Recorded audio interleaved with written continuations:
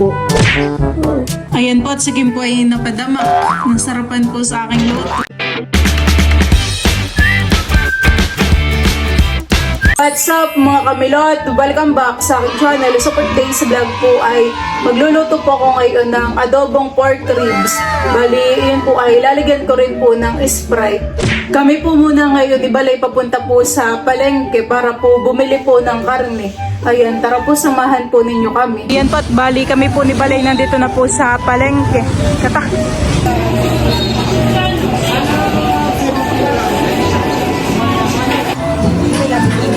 Sige po. Dito naman po sa kabila yung mga isda, ang tinda. Mga salmon.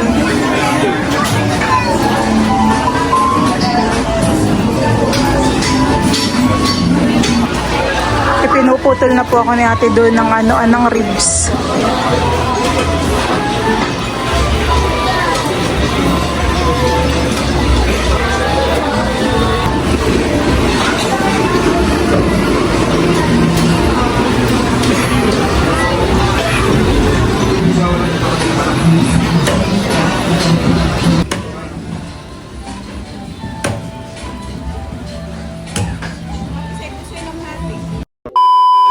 Diyan po mga kamilot at bale, ito na po yung ating pork ribs. Ito po muna yung akin pong imamarinate. Lalagyan po natin ito ng paminta. Saka po ng bawang at sibuyas. Lalagyan na rin po natin ito ng toyo.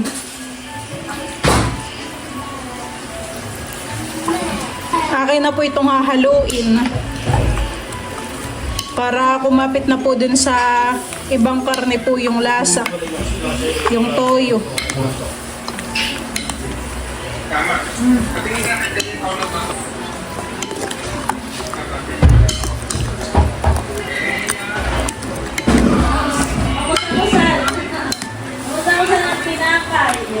Ito po ay mamarinate lang po natin ng mga 1 oras at higit pa po. Ayan po at makalipas po ng 1 oras ay ito na po yung ating pork ribs. Ito po yung akin na pong ipiprito. Ako po dito ay nakapagpainit na po ng mantika. Atin na pong ilalagay po itong mga karne.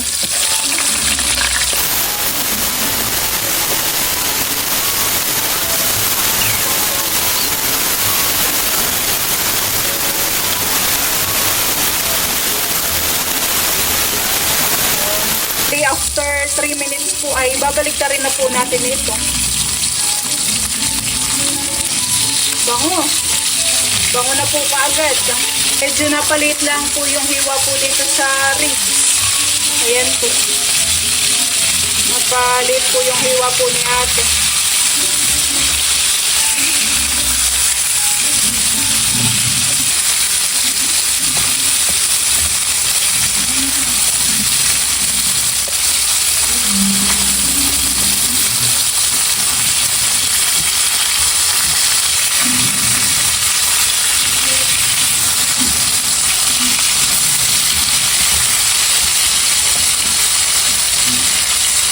Ito pong ating pork ribs ay akin na pong aahunin.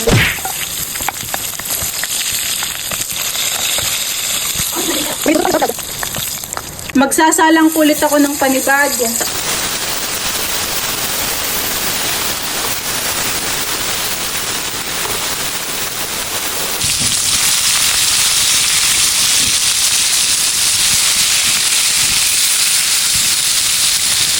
Ito na po yung akin pong mga naprito po na pork ribs. Dito po sa ating pinagprituhan ay dito na lang din po ako magigisa po ng bawang at sibuyas.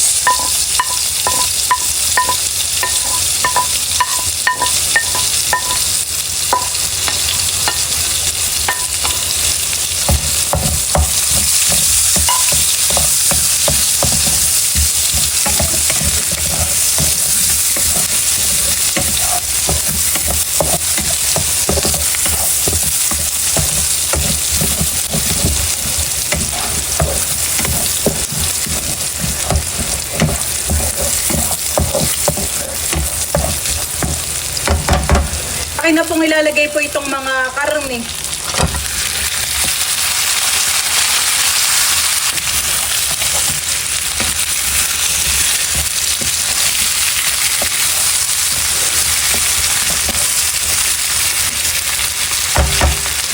Ito po ilalagyan na po natin ng Sprite.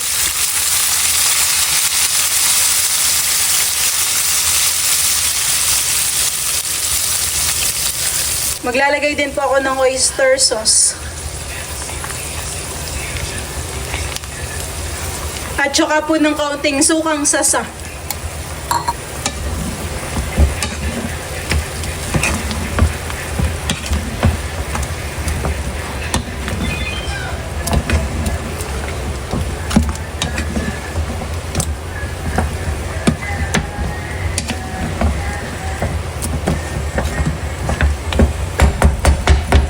Maglalagay din po tayo ng kaunting tubig.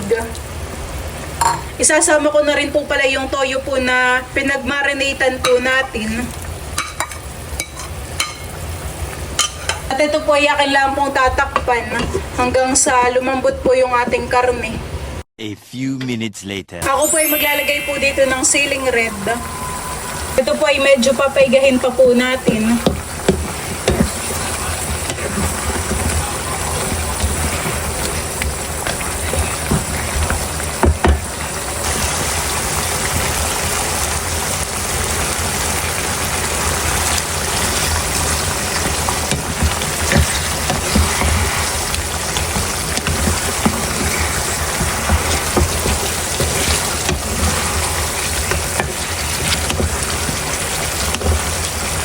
Yan po mga kamilot at luto na po ang ating adobong pork ribs.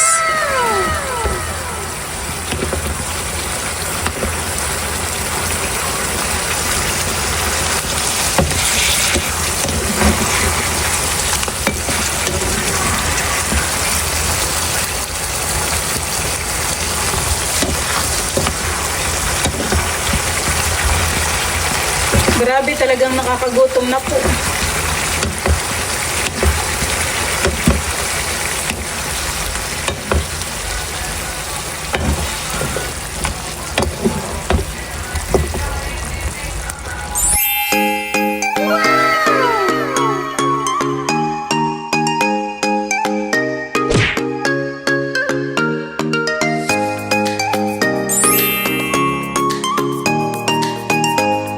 Kami po ngayon ibalik kakain na let's pray. Father, the Son, the Holy Spirit, Amen. Lord, thank you for this food. Blessed it to our body. Nourish it in Jesus' name. Amen. Kain po tayo. Bango po. Kain po. Oh. Parang yung ribs ay may kasama ng laman. Ano, hindi purong ribs. Kain po. Oh, sarap ng sabaw. Kaya nga. Yung ganito pong adobo yung malakas sa kanin, han eh. Talagang tipo mawala ang kanin dito pag ganito ang ulam. Mapapadamak ka talaga. Kain po. Kain po tayo. Kaya magsasabaw. Okay, titikin mo muna ng sabaw. Sarap. Kain po. Sila mama po pala ay mayroon pong pinuntahan. Kaya kami lang po ni Bali yung kumakain.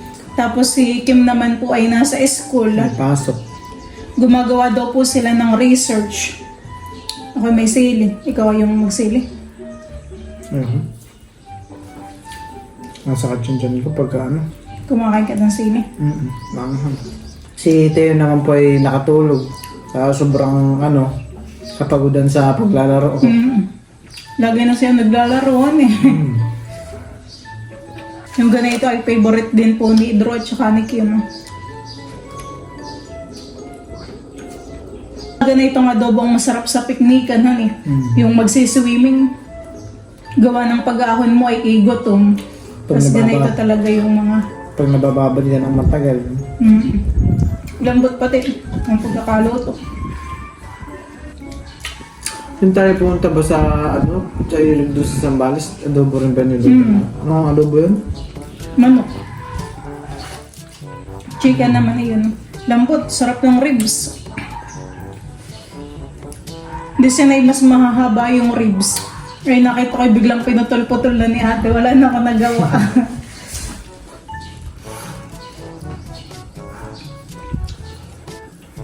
Sarap naman ng ano. Sarap papakin. Tamang papak-papak na lang ako. Bayan pa.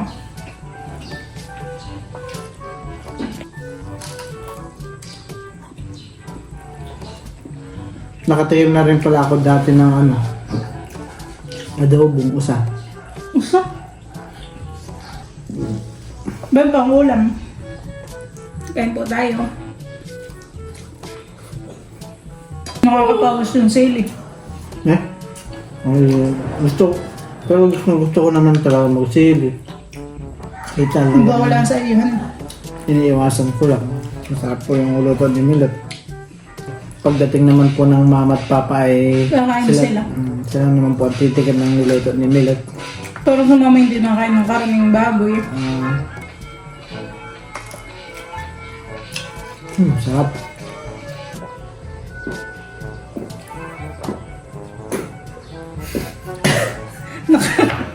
Parang baka. Parang kayo daw nakaganan yung uso. Ayan po at bali kami po ni Balay tapos na kumain. Busog naman han eh. Busog. Sarap po ng ganitong luto. Niluto po sa Sprite. Sana isubukan nyo rin po yung ganyang luto. Para po matikman po. The best talaga han yung lasa niya.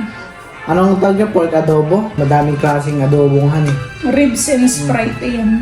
Madaming klaseng luto sa adobo. Maraming klase po ng luto sa adobo. Meron nga na hindi nilalagyan ng ng toyo. Asin lang nilalagyan. Ang adobong puti naman ang tawag. Adobong puti. Yan po mga kamilot at bali, si Kim po ay kararating laang. Siya po ay galing sa school na magutom. Gumawa baga kayo ng research? Oo. Tamang-tama. Kain po. Hindi ka kumakain sa school. Nagmamarianda. Kami hindi ako kumain. Nag-price lang kami. Ikaw pala yung nakapag-exam na sa mga school. Hane?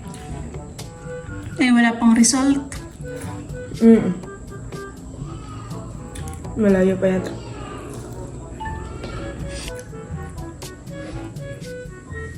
Kanin ka pa. Mamaya. Oo, totoo ko talaga. Akala ko yayaw ko na.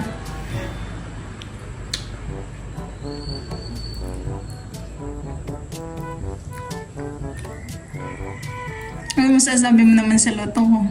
Masarap. Tama-tama yung timpla? Medyo matamis-tamis. Gawa yun ng Sprite. Niluto ko siya sa nilagyan? Sprite. Doon ko siya pinakuluan.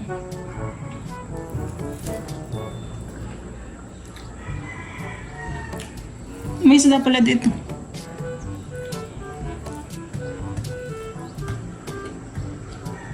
Parang ito yung ginagawang tuyo. Ano?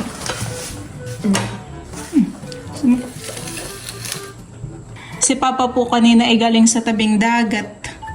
Siya po ay nakihila doon ng lambat sa mga namumukot. Parang ito yung ginagawa nga na tuyo. Ibinibilad laang.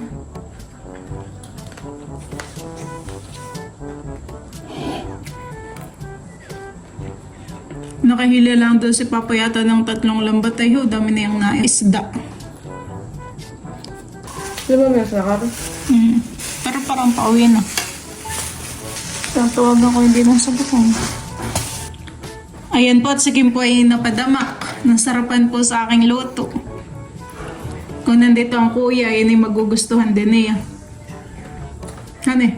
Favorite.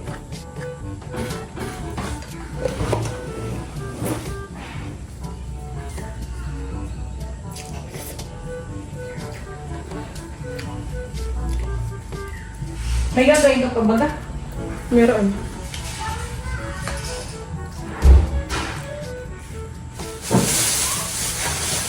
Aso? May ilaw pa binili. May luto na ay. Nandito na si Bibi. What's that? Oh, Ano yan? tara na niya papa. Palatukad sa Wow! May chicken? Pansit. Si na mama po ay dumating na.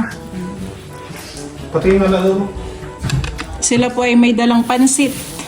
At palatok po. Wow, palatok. Sino po nagluto ng palatok? Ang Tito Eric. Si Eric po. Tapos meron, may labis merienda. Pansit at palatok. Naisalin ko na po itong palatok po na dala po nila mama. Po ay mukhang masarap po. Tamang-tamang ito po ay merienda. Oh, ang lalaki ng sahog. Masarap pa naman at yung saging na sabay hinog. Tamang-tama. Gab. Namiss ko nga, Lalaki pa yung ano. namiss ko nga din ang palatok ng nanay. Masarap magluluto din ang nanay ng palatok, hani. Bilo-bilo.